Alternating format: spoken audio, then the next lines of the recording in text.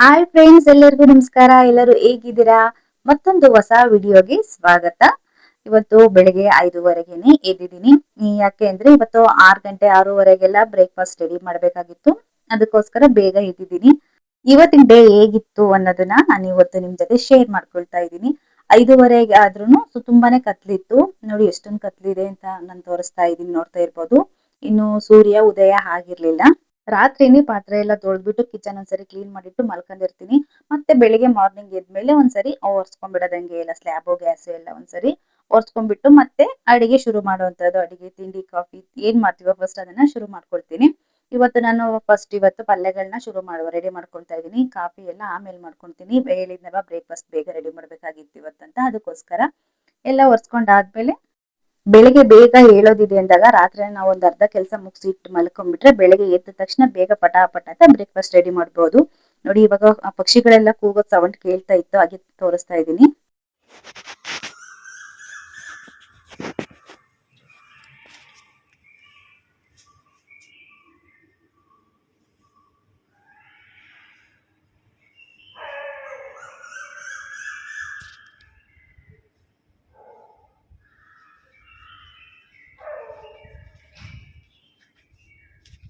ನಮ್ಮ ಮನೆ ಹಿಂದೆ ನೇರಳೆ ಮರ ಇದೆ. ಅದರಲ್ಲಿ ಅಳಿಲುಗಳು ತುಂಬಾನೇ ಇದೆ. ಅದೊಂದ್ಸರಿ ತುಂಬಾನೇ ಕಿಚ ಅಂತ ಸೌಂಡ್ ಮಾಡ್ತಾ ಇರುತ್ತೆ. ಅದೊಂದ್ಸರಿ ಕೇಳೋದಕ್ಕೆ ತುಂಬಾನೇ ಚೆನ್ನಾಗಿರುತ್ತೆ.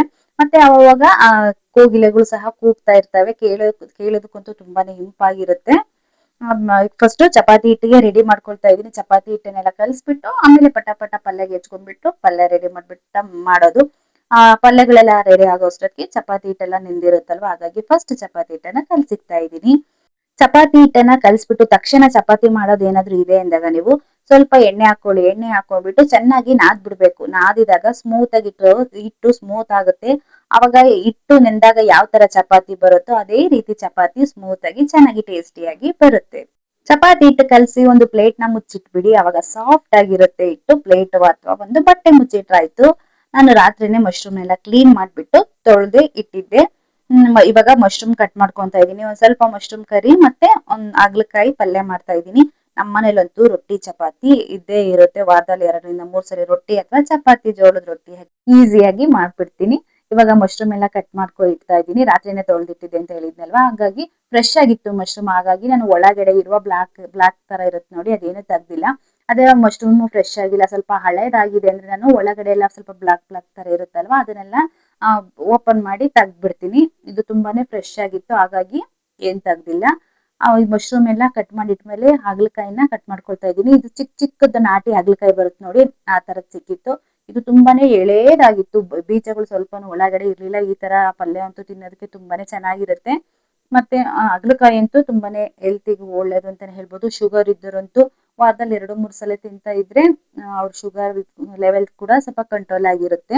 ಮಶ್ರೂಮ್ ಕರಿ ಮಾಡೋದಕ್ಕೆ ಮಶ್ರೂಮ್ಗೆ ಸ್ವಲ್ಪ ಚಿಲ್ಲಿ ಪೌಡ್ರು ಮತ್ತೆ ಧನಿಯಾ ಪೌಡ್ರು, ಸ್ವಲ್ಪ ಗರಂ ಮಸಾಲ, ಸಾಲ್ಟು, ಅರಿಶಿನ ಪುಡಿ ಎಲ್ಲ ಹಾಕ್ಬಿಟ್ಟು ಸ್ವಲ್ಪ ಮಿಕ್ಸ್ ಮಾಡಿ ಇಕ್ತೀನಿ. ಅದು ಸ್ವಲ್ಪ ಮ್ಯಾರಿನೇಟ್ ಆಗಲಿ ಅನ್ನೋದಕ್ಕೋಸ್ಕರ ಅಷ್ಟೇ. ನಾನು ಮತ್ತೆ ಈರುಳ್ಳಿ ಟೊಮೆಟೊ ಎಲ್ಲ ಕಟ್ ಮಾಡ್ಕೊಂಡು ರೆಡಿ ಮಾಡ್ಕೊಂಡು ಅಷ್ಟೊತ್ತಿಗೆ ಸ್ವಲ್ಪ ಮ್ಯಾರಿನೇಟ್ ಆಗಿರುತ್ತೆ. ಬೇಗನೂ ಬೇಯುತ್ತೆ. ಮತ್ತೆ ಸ್ವಲ್ಪ ಉಪ್ಪು ಖಾರ ಎಲ್ಲ ಚೆನ್ನಾಗಿ ಮಶ್ರೂಮ್ ಹಿಡ್ದಿರುತ್ತಲ್ವಾ, ಗ್ರೇವಿ ಕೂಡ ಟೇಸ್ಟ್ ಆಗಿರುತ್ತೆ. ಮಶ್ರೂಮ್ ತಿನ್ನೋದಕ್ಕೂ ಸಹ ಚೆನ್ನಾಗಿರುತ್ತೆ ಅಂತೇಳಿ ಮಶ್ರೂಮ್ ಅವಾಗ್ಲೇನೆ ನಾವು ತೊಳೆದ್ಬಿಟ್ಟು ಕಟ್ ಮಾಡಿದ್ರೆ ಸ್ವಲ್ಪ ನೀರಿನಂಶ ಇರುತ್ತೆ. ಅವಾಗ ನಾವು ಎಕ್ಸ್ಟ್ರಾ ನೀರ್ ಸೇರ್ಸೋದ್ ಬೇಕಾಗಲ್ಲ. ರಾತ್ರಿನೇ ನಾನು ತೊಳೆದಿಟ್ಟಿದ್ದೆ ಅಂತ ಹೇಳಿದ್ನಲ್ವಾ, ಹಾಗಾಗಿ ಫುಲ್ ಡ್ರೈ ಆಗಿತ್ತು. ಅದಕ್ಕೆ ಸ್ವಲ್ಪ ನೀರ್ ಸಿಂಪಿಸ್ಬಿಟ್ಟು ಮಿಕ್ಸ್ ಮಾಡಿ ಇಕ್ತಾ ಇದ್ದೀನಿ.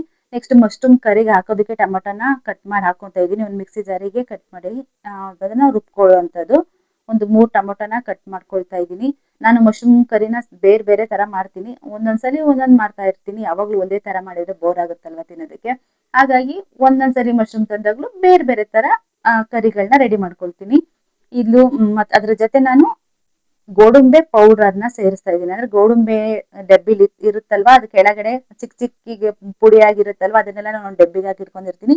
ಈ ತರ ಕರಿಗಳೇನಾದ್ರು ರುಬ್ಬೋದಿದ್ದಾಗ ಅದ್ರ ಜೊತೆ ಅದನ್ನ ಮಿಕ್ಸ್ ಮಾಡಿ ಹಾಕೊಳ್ತೀನಿ. ಅಥವಾ ಡೈರೆಕ್ಟ್ ಆಗಿ ಗೋಡಂಬೆನಾದ್ರೂ ಹಾಕ್ಬಿಟ್ಟು ರುಬ್ಕೋಬಹುದು. ನೆಕ್ಸ್ಟ್ ಮತ್ತೆ ಹಾಗಲಕಾಯಿ ಪಲ್ಯ ಮಾಡೋದಕ್ಕೆ ಟೊಮೊಟೊ ಮತ್ತೆ ಈರುಳ್ಳಿನ ಹೆಚ್ಕೊಂಡಿದ್ದೀನಿ. ಹೆಚ್ಚಿಟ್ಟಾದ್ಮೇಲೆ ಗ್ಯಾಸ್ ಸ್ಟವ್ ಮೇಲೆ 2 ಪಲ್ಯಗೂ 2 ಕಡೆ ಗ್ಯಾಸ್ ಅನ್ನ ಆನ್ ಮಾಡ್ಬಿಟ್ಟು 2 ಕಡೆಗೂ ಒಂದೊಂದು ಬಾಂಡ್ಲಿಯನ್ನ ಇಟ್ಬಿಟ್ಟಿದ್ದೀನಿ. 2 ಕಡೆಗೂ ಎಣ್ಣೆ ಕಾದಿದೆ. ಇವಾಗ ಎಣ್ಣೆ ಕಾದ್ಮೇಲೆ ಹಾಗಲಕಾಯಿ ಪಲ್ಯ ಮಾಡೋದಕ್ಕೆ ಸ್ವಲ್ಪ ಸಾಸಿವೆ ಜೀರಿಗೆ ಹಾಕಿ ಚಟಪಟ ಸಿಡಿದ್ಮೇಲೆ ಈರುಳ್ಳಿ ಹಾಕ್ಬಿಟ್ಟು ಫ್ರೈ ಮಾಡ್ಕೊಳ್ತಾ ಇದ್ದೀನಿ. ಈ ಕಡೆ ಫಸ್ಟಿನ ಬಾಣಲಿಯಲ್ಲಿ ಮಶ್ರೂಮ್ ಕರಿ ಮಾಡೋದಕ್ಕೆ ಫಸ್ಟ್ ಎಣ್ಣೆ ಹಾಕ್ಬಿಟ್ಟು ಎಣ್ಣೆಗೆ ಹಸಿಮೆಣಸಿನಕಾಯಿ ಹಾಕಿ ಫ್ರೈ ಮಾಡ್ಕೊಂಡು ನೆಕ್ಸ್ಟ್ ಈರುಳ್ಳಿ ಹಾಕ್ತಾ ಇದ್ದೀನಿ. ಇದಕ್ಕಿಂತ ಮೊದಲು ನೀವು ಎಣ್ಣೆ ಕಾದ ತಕ್ಷಣ ಒಂದು ಪಲಾವ್ ಎಲೆ, ಅನಾನಸು, ಪಲಾವ್ ಎಲೆ ಮತ್ತೆ ಸ್ವಲ್ಪ ಚಕ್ಕೆ ಲವಂಗಗಳನ್ನ ಹಾಕ್ಬಿಟ್ಟು ಆಮೇಲೆ ಹಸಿಮೆಣಸಿನಕಾಯಿ ಹಾಕಿ ಈರುಳ್ಳಿ ಹಾಕಿ ಫ್ರೈ ಮಾಡ್ಕೊಳ್ಳಿ. ನಾನು ಮರ್ತ್ಬಿಟ್ಟಿದ್ದೆ, ಡೈರೆಕ್ಟ್ ಆಗಿ ಇದನ್ನೇ ಹಾಕ್ಬಿಟ್ಟು ಫ್ರೈ ಮಾಡ್ಕೊಳ್ತಾ ಇದ್ದೀನಿ. ಆಮೇಲೆ ಸ್ವಲ್ಪ ಆದ್ಮೇಲೆ ನೆನಪಾಯ್ತು ನನಗೆ. ಆಮೇಲೆ ನೋಡಿ ಈರುಳ್ಳಿ ಎಲ್ಲ ಈ ತರ ಸೈಡ್ ಮಾಡ್ಬಿಟ್ಟು ಅಲ್ಲೇ ಪಲಾವ್ ಎಲೆ, ಸ್ವಲ್ಪ ಚಕ್ಕೆ ಮತ್ತೆ ಅನಾನಸ್ ಹೂವು ಎಲ್ಲ ಹಾಕ್ಬಿಟ್ಟು ಫ್ರೈ ಮಾಡ್ತಾ ಇದ್ದೀನಿ. ಅಡಿಗೆ ಮಾಡ್ಬೇಕಾದ್ರೆ ಈಗ ಈ ತರ ಒಂದೊಂದ್ಸಲಿ ಆಗುತ್ತೆ. ಆವಾಗ ಈಗ ಏನಾದ್ರು ಮ್ಯಾನೇಜ್ ಮಾಡ್ಬಿಟ್ಟು ಅದನ್ನ ಮತ್ತೆ ಸೇರಿಸಿ ರೆಡಿ ಮಾಡ್ಕೋಬೇಕು. ಒಟ್ಟಿನಲ್ಲಿ ಟೇಸ್ಟ್ ಅಂತೂ ಪರ್ಫೆಕ್ಟ್ ಆಗಿ ಬರೋ ತರ ಅಡಿಗೆನ ರೆಡಿ ಮಾಡ್ಕೋಬೇಕಷ್ಟೇ. ಮತ್ತೆ ಟೊಮೊಟೊ ರುಬ್ಬಿದ್ದೇನಿತ್ತು ನೋಡಿ, ಅದನ್ನ ನಾನು ಮಶ್ರೂಮ್ ಕರಿಗೆ ಹಾಕ್ಬಿಟ್ಟು ಫ್ರೈ ಮಾಡ್ತಾ ಇದ್ದೀನಿ. ಹಸಿ ವಾಸನೆ ಎಲ್ಲ ಚೆನ್ನಾಗಿ ಹೋಗೋ ತರ ಫ್ರೈ ಮಾಡ್ಕೋಬೇಕು. ಆ ಕಡೆ ಮತ್ತೆ ಹಾಗಲಕಾಯಿ ಪಲ್ಯಗೆ ಸ್ವಲ್ಪ ಟೊಮೊಟೊ ಹಾಕ್ಬಿಟ್ಟು ಅದು ಸ್ವಲ್ಪ ಟೊಮೊಟೊ ಬೇಗ ಸಾಫ್ಟ್ ಆಗ್ಲಿ ಅಂತೇಳಿ ಉಪ್ಪು ಮತ್ತೆ ಅರಿಶಿನ ಪುಡಿ ಹಾಕಿ ಫ್ರೈ ಮಾಡ್ಕೊತಾ ಇದ್ದೀನಿ. ಟೊಮೊಟೊ ಸಾಫ್ಟ್ ಆದ್ಮೇಲೆ ಹಾಗಲಕಾಯಿ ಹೆಚ್ಚಿಟ್ಟಿರುವಂತ ಹಾಗಲಕಾಯಿ ನಾನು ಫಸ್ಟೇ ತೊಳೆದ್ಬಿಟ್ಟು ಕಟ್ ಮಾಡಿರೋದು, ಹಾಗಾಗಿ ಮತ್ತೆ ತೊಳಿತಾ ಇಲ್ಲ. ಯಾವ್ದೇ ತರಕಾರಿನೇ ಆಗಲಿ ಫಸ್ಟೇ ನಾವು ತೊಳೆದ್ಬಿಟ್ಟು ಕಟ್ ಮಾಡಿದ್ರೆ ಒಳ್ಳೇದು. ಅದನ್ನ ಹಾಗಲಕಾಯಿ ಹಾಕ್ಬಿಟ್ಟು ಚೆನ್ನಾಗಿ ಫ್ರೈ ಮಿಕ್ಸ್ ಮಾಡ್ಬಿಟ್ಟು ಒಂದು ಪ್ಲೇಟ್ ಮುಚ್ಚಿ ಇಕ್ತಾ ಇದ್ದೀನಿ. ನಾನು ನೀರ್ ಹಾಕ್ತಾ ಇಲ್ಲ, ಹಾಗೇನೆ ಸಣ್ಣ ಉರಿಯಲ್ಲಿ ಅದು ಚೆನ್ನಾಗಿ ಕುಕ್ ಆದ್ರೆ ಟೇಸ್ಟ್ ಚೆನ್ನಾಗಿರುತ್ತೆ, ಮತ್ತೆ ಕಹಿ ಕೂಡ ಸ್ವಲ್ಪನೂ ಇರೋದಿಲ್ಲ. ಈ ಕಡೆ ಮಶ್ರೂಮ್ ಗ್ರೇವಿಗೆ ಸ್ವಲ್ಪ ಮಸಾಲೆಗಳನ್ನ ಆಡ್ ಮಾಡ್ತಾ ಇದ್ದೀನಿ. ಸ್ವಲ್ಪ ಚಿಲ್ಲಿ ಪೌಡರ್, ಸ್ವಲ್ಪ ಧನಿಯಾ, ಸ್ವಲ್ಪ ಅರಿಶಿನ ಪುಡಿ. ನಾನು ಆಲ್ರೆಡಿ ಮಶ್ರೂಮ್ಗೆನೆ ಎಲ್ಲಾನು ಹಾಕಿದ್ದೆ ಇದನ್ನೆಲ್ಲ ಸ್ಪೈಸಸ್ನ, ಹಾಗಾಗಿ ಇಲ್ಲಿ ಸ್ವಲ್ಪ ಸ್ವಲ್ಪ ಮಾತ್ರ ಗ್ರೇವಿಗೆ ಹಾಕೊಂಡು ಎಲ್ಲ ಫ್ರೈ ಮಾಡ್ಕೊಳ್ತಾ ಇದ್ದೀನಿ. ಇದೆಲ್ಲ ಸ್ವಲ್ಪ ವಾಸನೆ ಹೋದ್ಮೇಲೆ ಮ್ಯಾರಿನೇಟ್ ಮಾಡಿಟ್ಟಂತಹ ಮಶ್ರೂಮ್ ಇದು ಏನಿದೆ ನೋಡಿ, ಅದನ್ನ ಇದಕ್ಕೆ ಹಾಕ್ಬಿಟ್ಟು ಮತ್ತೆ ಆ ಪ್ಲೇಟಿಗೆ ಸ್ವಲ್ಪ ನೀರ್ನ ಹಾಕ್ಬಿಟ್ಟು ಹಾಕಿದ್ರಾಯ್ತು. ಇದೇ ಗ್ರೇವಿಗೆ ಸ್ವಲ್ಪ ನಾವಿನ್ನು ಗ್ರೇವಿ ಸ್ವಲ್ಪ ಜಾಸ್ತಿ ಬೇಕು ನಮ್ಗೆ, ಇನ್ನು ಸ್ವಲ್ಪ ಹೆಚ್ಚು ಮಾಡ್ಕೋಬೇಕು ಅಂದಾಗ ಗೋಡಂಬೆ ಅಥವಾ ಬಾದಾಮಿ ಇರುತ್ತೆ ನೋಡಿ, ಅದನ್ನ ನೆನೆಸಿಟ್ಟು ರುಬ್ಬಿ ಹಾಕಿದ್ರು ಸ್ವಲ್ಪ ಗ್ರೇವಿ ಜಾಸ್ತಿ ಆಗುತ್ತೆ. ಅಥವಾ ತೆಂಗಿನಕಾಯಿನ ರುಬ್ಬಿಟ್ಟು ತೆಂಗಿನಕಾಯಿ ಹಾಲನ್ನ ಸೇರಿಸಿದ್ರು ಸಹ ಸ್ವಲ್ಪ ಗ್ರೇವಿನೂ ಜಾಸ್ತಿ ಆಗುತ್ತೆ, ಮತ್ತೆ ತಿನ್ನೋದಕ್ಕೂ ತುಂಬಾನೇ ಟೇಸ್ಟಿ ಆಗಿರುತ್ತೆ. ನಾನು ಇವತ್ತು ಇದೇ ತರ ಮಾಡ್ತಿರೋದು. ನಾನು ಹೇಳಿದ್ನಲ್ವ ಒಂದೊಂದ್ಸಲಿ ಒಂದೊಂದ್ ತರದ್ದು ಮಾಡ್ಕೊಂತೀನಿ ಅಂತ ಹೇಳಿ. ಅದಕ್ಕೆ ಅದೆಲ್ಲ ಹಾಕಾದ್ಮೇಲೆ ಮತ್ತೆ ಮಶ್ರೂಮ್ಗೆ ಸ್ವಲ್ಪ ಕೊತ್ತಂಬರಿ ಸೊಪ್ಪು ಹಾಕ್ಬಿಟ್ಟು ಪೂರ್ತಿ ಸಿಮ್ ಮಾಡ್ಬಿಟ್ಟು ಇಕ್ತಾ ಇದೀನಿ. ಇನ್ನೊಂದ್ 2 ನಿಮಿಷ ಬೆಂದ್ರೆ ಆಯ್ತು ಅಷ್ಟೇ, ಮಶ್ರೂಮ್ ಕರಿ ರೆಡಿ ಆಯ್ತು. ಈ ಕಡೆ ಹಾಗಲಕಾಯಿ ಕೂಡ ಚೆನ್ನಾಗಿ ಫ್ರೈ ಆಗಿತ್ತು, ಎಣ್ಣೆ ಎಲ್ಲ ಬಿಟ್ಟಿತ್ತು. ಇವಾಗ ಇದಕ್ಕೆ ನಾನು ಸ್ವಲ್ಪ ನೀರ್ ಹಾಕ್ಬಿಟ್ಟು ಬೇಯಿಸ್ತೀನಿ. ನಿಮ್ಗೆ ಎಷ್ಟು ಗ್ರೇವಿ ಥಿಕ್ನೆಸ್ ಬೇಕು ನೋಡ್ಕೊಂಡ್ಬಿಟ್ಟು ಅಷ್ಟು ನೀರ್ ಹಾಕಿ ಬೇಯಬೇಕು. ಈ ರೀತಿ ಚೆನ್ನಾಗಿ ಫ್ರೈ ಮಾಡಿ ನೀರ್ ಹಾಕಿ ಪಲ್ಯ ರೆಡಿ ಮಾಡ್ಕೊಳ್ಳೋದ್ರಿಂದ ಸ್ವಲ್ಪನೂ ಹಾಗಲಕಾಯಿ ಕೈ ಬರಲ್ಲ, ಮತ್ತೆ ತಿನ್ನೋದಕ್ಕೂ ಸಹ ತುಂಬಾನೇ ಟೇಸ್ಟಿ ಆಗಿರುತ್ತೆ. ಇದು ನೀರ್ ಹಾಕಿ ಸ್ವಲ್ಪ ಬೇಯಿಸಿದ್ಮೇಲೆ ಅದಕ್ಕೆ ಸ್ವಲ್ಪ ಹಸಿ ಕಾಯಿ ತುರಿ, ಕೊತ್ತಂಬರಿ ಸೊಪ್ಪು, ಮತ್ತೆ ಇದಕ್ಕೆ ನೀವು ಯಾವ ರೀತಿ ಸಾಂಬಾರ್ ಪೌಡರ್ ಅನ್ನ ಸೇರಿಸ್ತೀರಿ ನೋಡಿ, ಇದಕ್ಕೆ ಪಲ್ಯಕ್ಕೆ ಹಾಕೋ ಪೌಡರ್ನ ಹಾಕ್ಬಿಟ್ಟು ರೆಡಿ ಮಾಡಿದ್ರೆ ಹಾಗಲಕಾಯಿ ಪಲ್ಯ ಕೂಡ ರೆಡಿ ಆಗುತ್ತೆ. ಒಂದು ಚಿಟಕಿಯಷ್ಟು ಬೆಲ್ಲ ಹಾಕಿ, ಅವಾಗ ತುಂಬಾನೇ ಟೇಸ್ಟಿ ಆಗಿರುತ್ತೆ. ಹಾಗೆ ಸ್ವಲ್ಪ ಟೀ ಅಷ್ಟೊತ್ತಿಗೆ 6 ಕಾಲ ಆಗಿತ್ತು. ಸ್ವಲ್ಪ ಟೀ ಮಾಡ್ಬೇಕು ಅಂತೇಳಿ ಟೀನ ಇಟ್ಟು ಟೀ ರೆಡಿ ಮಾಡಿದೆ. ಹಾಗೆ ಒಂದ್ ಕಡೆ ಮಾಲ್ಟ್ ಸಹ ರೆಡಿ ಮಾಡಿ, ಮಾಲ್ಟ್ ಕುಡಿಯೋ ನಮ್ಮನೇಲಿ ಮಾಲ್ಟ್ ಸಹ ಕುಡಿತಾರೆ. ಕೆಲವರು ಟೀ ಕುಡಿತಾರೆ, ಕೆಲವರು ಮಾಲ್ಟ್ ಕುಡಿತಾರೆ. ಮಾಲ್ಟ್ ಸಹ ರೆಡಿ ಮಾಡಿದೀನಿ. ಈ ಮಾಲ್ಟ್ ಅನ್ನು ಸಹ ನಾನು ಮನೇಲೆ ಪೌಡರ್ನ ರೆಡಿ ಮಾಡ್ಕೊಳ್ಳೋದು. ನೆಕ್ಸ್ಟ್ ಇನ್ನೊಂದು ವಿಡಿಯೋದಲ್ಲಿ ನಾನು ಮಾಲ್ಟ್ ಪೌಡರ್ ಯಾವ ರೀತಿ ಮಾಡ್ಕೊಂತೀನಿ ಅಂತ, ಮತ್ತೆ ಯಾವ ರೀತಿ ಮನೇಲೆ ರೆಡಿ ಮಾಡಿ ಇಟ್ಕೊಂತೀನಿ ಅಂತ ಹೇಳಿ ಶೇರ್ ಮಾಡ್ತೀನಿ. ಏನೆಲ್ಲ ಅದಕ್ಕೆ ಸೇರಿಸ್ತೀನಿ ಅಂತ ಹೇಳಿ ಶೇರ್ ಮಾಡ್ಕೊಳ್ತೀನಿ. ಇಷ್ಟೊತ್ತಿಗೆ ಆಲ್ರೆಡಿ 6:45 ಆಗ್ತಾ ಬಂದಿತ್ತು. ಪಲ್ಯ ಮತ್ತೆ ಟೀ ಮಾಲ್ಟ್ ಎಲ್ಲ ರೆಡಿ ಮಾಡ್ಕೊಟ್ಟಾಗಿತ್ತಲ್ವಾ. ನೆಕ್ಸ್ಟ್ ಇನ್ನೇನು ಚಪಾತಿ ಒಂದ್ ಮಾಡೋದಿತ್ತು. ಚಪಾತಿನೂ ಸಹ ರೆಡಿ ಮಾಡ್ಬಿಟ್ರಾಯ್ತು ಅಂತ ಹೇಳಿ ಚಪಾತಿನೂ ಸಹ ರೆಡಿ ಮಾಡ್ತಾ ಇದ್ದೀನಿ. ಚಪಾತಿನ ಹೀಗೆ ನಾನು ಸ್ಟವ್ ಪಕ್ಕನೆ ನಿಂತ್ಬಿಟ್ಟು ಉಜ್ಜುತ್ತಾ ಇರ್ತೀನಿ. ಒಂದ್ ಕಡೆ ಉಜ್ಬಿಟ್ಟು ಇನ್ನೊಂದ್ ಕಡೆ ಹಾಗೆ ಬೇಯಿಸ್ಕೊಂತಾ ಇರ್ತೀನಿ. ನಮ್ಗೆ ಈಸಿ ಆಗುತ್ತೆ ಈ ರೀತಿ ಮಾಡೋದ್ರಿಂದ, ಮತ್ತೆ ನಮ್ಗೆ ಟೈಮ್ ಕೂಡ ಸೇವ್ ಆಗುತ್ತೆ. ಹೀಗೆ ನೋಡಿ ಉಜ್ಜಿ ಬೇಯಿಸ್ತಾ ಇದ್ರೆ ಅಟ್ ಟೈಮ್ 2 ಕೆಲ್ಸನ ಆಗುತ್ತೆ. ಇಲ್ಲಿ ಉಜ್ಜುತ್ತಾ ಇರ್ತೀವಿ, ಅಲ್ಲಿ ಬೇಯಿಸ್ತಾ ಇರ್ತೀವಿ, ಹಂಗಾಗಿ ಈಸಿ ಆಗುತ್ತೆ. ನಾನು ರೊಟ್ಟಿನಾದ್ರೂ ಹೀಗೇನೆ ಮಾಡೋದು. ಒಂದ್ ಕಡೆ ಹಿಟ್ಟೆಲ್ಲ ಕಲ್ಸ್ಕೊಂಡು ನಾನು ರೊಟ್ಟಿನೂ ಸಹ ಹೀಗೆ ಮಾಡೋದು. ಪಲ್ಯ ಎಲ್ಲ ರೆಡಿ ಮಾಡಿ ಇಟ್ಬಿಡ್ತೀನಿ. ಹಾಗೆ ಒಂದ್ ಸೈಡ್ ಅಲ್ಲಿ ಲಟ್ಟಿಸ್ಕೊಂತಾ ಇರ್ತೀನಿ, ಇನ್ನೊಂದ್ ಕಡೆ ಬೇಯಿಸ್ಕೊಳ್ತಾ ಇರ್ತೀನಿ. ಅಟ್ ಟೈಮ್ ಎಲ್ಲಾ ಕೆಲ್ಸನೂ ಒಟ್ಟಿಗೆ ಆಗುತ್ತೆ ಅಂತ ಹೇಳಿ. ಈಗ ಚಪಾತಿ ಪಲ್ಯ ಎಲ್ಲ ರೆಡಿ ಮಾಡಿ ಇಟ್ಟಾಗಿತ್ತು. ಚಪಾತಿ ತಿಂಡಿಗೂ ಸಹ ಕೊಟ್ಟಾಯ್ತು. ಅವನ್ನೇ ಮತ್ತೆಲ್ಲ ಅಷ್ಟು ಮುಗಿಸ್ಬಿಟ್ಟು ಸ್ವಲ್ಪ ಮನೆ ಕೆಲ್ಸಗಳೆಲ್ಲ ಏನ್ ಬಾಕಿ ಇತ್ತು ನೋಡಿ ಎಲ್ಲಾ ಮುಗಿಸ್ಬಿಟ್ಟು, ಇದನ್ನೆಲ್ಲ ಮುಗಿಸ್ಕೊಳ್ಳೋಷ್ಟು ನಂದು ಸಹ ತಿಂಡಿ ಆಗಿತ್ತು. ಅಷ್ಟರಲ್ಲಿ ಸೊಪ್ಪು ಬಂತು. ಸೊಪ್ಪುಗಳನ್ನೆಲ್ಲ ತಗೊಂಡೆ. ಪಾಲಕ್ ದಂಟು, ಮತ್ತೆ ಮೆಂತೆ, ಮತ್ತೆ ಇನ್ನೊಂದು ಪುದೀನ ಸೊಪ್ಪು, ಹೀಗೆ ಮತ್ತೆ ಸಬಸ್ಗೆ ಸೊಪ್ಪು ಎಲ್ಲ ಚೆನ್ನಾಗಿತ್ತು ಫ್ರೆಶ್ ಆಗಿ, ಹಾಗಾಗಿ ಎಲ್ಲಾನು ತಗೊಂಡೆ ನಾನು. ಸೊಪ್ಪು ಸ್ವಲ್ಪ ನಾವು ಜಾಸ್ತಿನೇ ಉಪಯೋಗಿಸ್ತೀವಿ. ಹೀಗೆ ಒಟ್ಟಿಗೆ ಎಲ್ಲ ಸೊಪ್ಪನ್ನು ತಗೊಂಡು ಕ್ಲೀನ್ ಮಾಡ್ಬಿಟ್ಟು ಯಾವ್ಯಾವ ಬೇಕಾಗುತ್ತೆ ನೋಡಿ ಅವಾಗ ತಗೊಂಡ್ಬಿಟ್ಟು ತೊಳೆದ್ಬಿಟ್ಟು ಉಪಯೋಗಿಸೋದಕ್ಕೆ ಈಸಿ ಆಗುತ್ತೆ ಅಂತ ಹೇಳಿ. ಹಾಗಂತೇಳಿ ನಾನು ತುಂಬಾ ದಿನಗಳ ತನಕ ಏನ್ ಸ್ಟೋರ್ ಮಾಡಿಡ್ಕೊನಲ್ಲ. ಒಂದು 3-4 ದಿನದಲ್ಲೇ ಮತ್ತೆ ಎಲ್ಲ ಖಾಲಿ ಮಾಡ್ಕೊಳ್ತೀನಿ ನಾನು. ಅಂದ್ರೆ ಪಲ್ಯಗಳನ್ನ ಮಾಡೋಕೆ, ಸಾಂಬಾರಿಗೆ ಈ ರೀತಿ ಎಲ್ಲ ಬೇಗ ಉಪಯೋಗಿಸ್ಬಿಟ್ಟು ಖಾಲಿ ಮಾಡ್ತೀನಿ. ಈ ಮಧ್ಯಾಹ್ನಕ್ಕೆ ಸ್ವಲ್ಪ ದಂಟಿ ಸೊಪ್ಪಿನ ಪಲ್ಯ ಮಾಡೋಣ ಅಂತೇಳಿ ದಂಟಿ ಸೊಪ್ಪನ್ನ ಆಲ್ರೆಡಿ ಸೋಸಿಟ್ಟಿದ್ನಲ್ವಾ, ನೀಟಾಗಿ ವಾಶ್ ಮಾಡಿ ಬಸಿ ಇಟ್ಟಿದ್ದೆ. ನೀರೆಲ್ಲ ಬಸ್ಕೊಂಡಿತ್ತದು, ಅದನ್ನ ಕಟ್ ಮಾಡ್ಕೊಳ್ತಾ ಇದೀನಿ. ಸಣ್ಣದಾಗಿ ಕಟ್ ಮಾಡ್ಕೊಂಡ್ಬಿಟ್ಟು ದಂಟಿ ಸೊಪ್ಪಿನ ಪಲ್ಯ ರೆಡಿ ಮಾಡ್ಕೊಳ್ತಾ ಇದೀನಿ. ಸಾಂಬಾರ್ ಇತ್ತು ಆಲ್ರೆಡಿ ಇದಕ್ಕೆ ಮಧ್ಯಾಹ್ನ ಊಟಕ್ಕೆ. ಒಂದ್ ಪಲ್ಯ ಮಾತ್ರ ರೆಡಿ ಮಾಡ್ಕೋಬೇಕಾಗಿತ್ತು. ಚಿಕ್ಕದಾಗಿ ಕಟ್ ಮಾಡ್ಕೊಂಡ್ಬಿಟ್ಟು ದಂಟಿ ಸೊಪ್ಪಿ ಪಲ್ಯ ಮಾಡೋದಂತೂ ತುಂಬಾನೇ ಈಸಿ, ಮತ್ತೆ ತುಂಬಾನೇ ಈಸಿ, ಬೇಗ ಬೇಯುತ್ತಿದ್ದು. ಅದಕ್ಕೆ ನಾನು ಒಣಮೆಣಸಿನಕಾಯಿನ ಹಾಕೋದಕ್ಕೆ ಒಣಮೆಣಸಿನಕಾಯಿನ ಕಟ್ ಮಾಡಿ ಇಟ್ಕೊಳ್ತಾ ಇದ್ದೀನಿ.